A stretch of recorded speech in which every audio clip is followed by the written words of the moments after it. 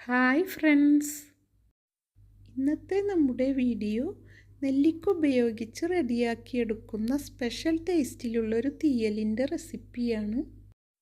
കുറഞ്ഞ ടൈം കൊണ്ട് നമുക്കിത് റെഡിയാക്കാൻ കഴിയും. ഇനി നമുക്ക് റെസിപ്പി ഒന്ന് കണ്ടു നോക്കാം. ഇതിലേക്ക് ഞാൻ എടുക്കുന്നത് 8 നെല്ലിക്കയാണ്. നെല്ലിക്ക ക്ലീൻ ചെയ്തതിന് ശേഷം ചെറുതായി മുറിച്ചെടുത്തു. നെല്ലിക്ക വേവിച്ചെടുക്കാനുള്ളൊരു പാത്രത്തിലേക്ക് 1.5 ടേബിൾ സ്പൂൺ വെളിച്ചെണ്ണ ചേർത്ത് ഇത് ചൂടായി വന്നതിലേക്ക് നെല്ലിക്ക ഇട്ട് കൊടുത്ത് ഇതൊന്ന് ചെറുതായി വഴറ്റിയെടുക്കണം. ഇത് ഒരുപാട് ടൈമൊന്നും നമുക്ക് വഴറ്റിയെടുക്കേണ്ട ആവശ്യമില്ല.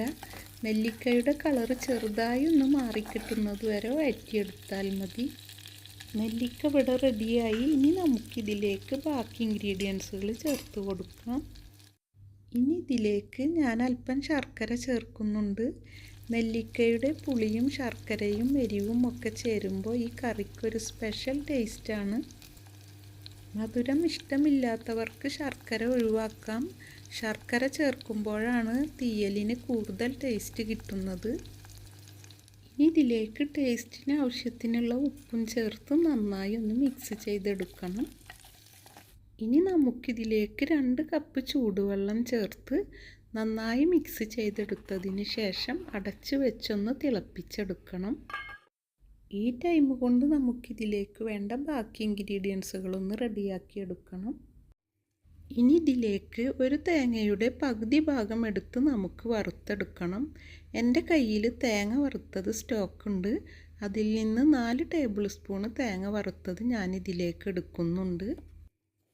ഈ തേങ്ങ വറുത്തെടുക്കുന്ന ടൈമിൽ ഇതിൽ ചെറിയ ഉള്ളിയും കറിവേപ്പിലയും പെരിഞ്ജീരകവും മഞ്ഞൾപ്പൊടിയും ചേർത്ത് വറുത്തെടുത്തതാണ്. നിങ്ങൾ ഈ ടൈമിലാണ് തേങ്ങ വറുത്തെടുക്കുന്നതെങ്കിൽ നെല്ലിക്ക വേവിക്കുന്നതിന് മുന്നേ തന്നെ തേങ്ങ വറുത്ത് വെക്കണം. ഇനി ഇത് നമുക്ക് 1/4 കപ്പ് വെള്ളം ചേർത്ത് നന്നായി അരച്ചെടുക്കണം. നമ്മൾ തിളപ്പിക്കാൻ വെച്ചിരുന്ന നെല്ലിക്കയും ഇവിടെ റെഡിയായി വന്നു. ഇനി ഇതിലേക്ക് നമുക്ക് ആവശ്യമുള്ള മസാലകൾ ചേർത്ത് കൊടുക്കണം. ഈ ടൈമിൽ ഇതിലേക്ക് 2 സ്പൂൺ മുളക് പൊടിയും 1/2 സ്പൂൺ മഞ്ഞൾപ്പൊടിയും ചേർത്തു. ഇനി ഇതൊന്ന് നന്നായി മിക്സ് ചെയ്തെടുത്ത ശേഷം അരച്ച് വെച്ച തേങ്ങയും ചേർത്ത് കൊടുക്കണം. ഇനി ഇതിലേക്ക് മുറിച്ചെടുത്ത 3 പച്ചമുളകും അല്പം കറിവേപ്പിലയും 1/2 സ്പൂൺ മല്ലിപ്പൊടിയും ചേർത്ത് നമുക്കിത് നന്നായി മിക്സ് ചെയ്തെടുക്കണം. നമ്മൾ തേങ്ങ അരച്ചെടുത്ത മിക്സിയുടെ ജാറിലേക്ക് 1.5 കപ്പ് വെള്ളം ചേർത്ത് ആ വെള്ളം ഞാൻ ഈ ടൈമിൽ ഇതിലേക്ക് ചേർത്തു. ഇനി ഇത് നന്നായി മിക്സ് ചെയ്തെടുത്തതിന് ശേഷം ടേസ്റ്റ് നോക്കി ആവശ്യമെങ്കിൽ ഉപ്പും പുളിയും ചേർക്കണം. ഇതിൽ നെല്ലിക്കയുടെ പുളി ഉള്ളതുകൊണ്ട് പുളി ചേർക്കേണ്ട ആവശ്യമില്ല. നിങ്ങൾ ഉപയോഗിക്കുന്ന നെല്ലിക്ക പുളി കുറവുള്ളതാണെങ്കിൽ ഈ കറിയിൽ എക്സ്ട്രാ പുളി ചേർക്കേണ്ടി വരും. ഇനി ഇത് ഇടയ്ക്കിടെ ഇളക്കി കൊടുത്ത് നന്നായി തിളപ്പിച്ചെടുക്കണം. ഇപ്പം നമ്മുടെ കറി നന്നായി തിളച്ച് വന്നു. നമ്മളിതിൽ ചേർത്ത നെല്ലിക്കയും പച്ചമുളകും ഒന്നും വെന്തുടഞ്ഞിട്ടില്ല. ഈ ടൈമിൽ പച്ചമുളകിൻ്റെ നല്ലൊരു സ്മെല്ല് ഈ കറിയിൽ നിന്ന് വരുന്നുണ്ട്. ഇനി നമുക്ക് അടുപ്പ് ഓഫ് ചെയ്യാം.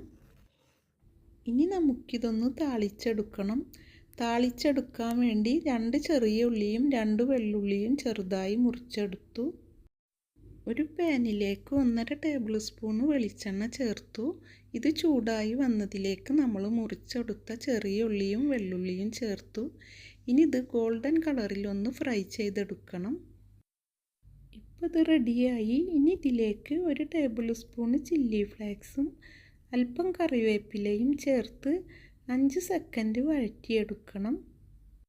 ഉള്ളി വഴറ്റിയത് ഇവിടെ റെഡിയായി. ഇനി നമുക്കിത് തീയലിലേക്ക് ചേർക്കാം. ഇപ്പോൾ നമ്മുടെ സ്പെഷ്യൽ ടേസ്റ്റിലുള്ള തീയൽ ഇവിടെ റെഡിയായി. ചെറിയൊരു മധുരവും പുളിയും എരിവും ഒക്കെ ചേർന്ന വളരെ ടേസ്റ്റിയായ റെസിപ്പിയാണ്. നിങ്ങളെല്ലാം ഇതൊന്ന് ട്രൈ ചെയ്ത് നോക്കണം.